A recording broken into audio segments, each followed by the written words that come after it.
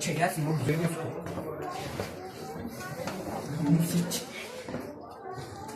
Buradan karbon santiği al gaz işte. Bunlar bir şey bu. Böyle bir malzeme hocam.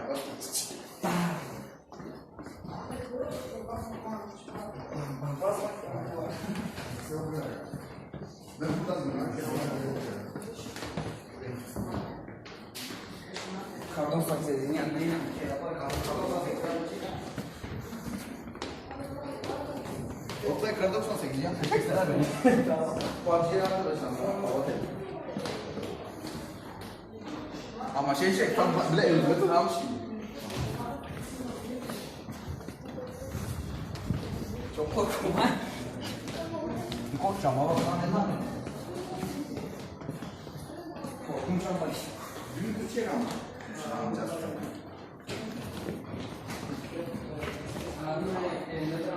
Ya ama nasıl ayarlayacağız?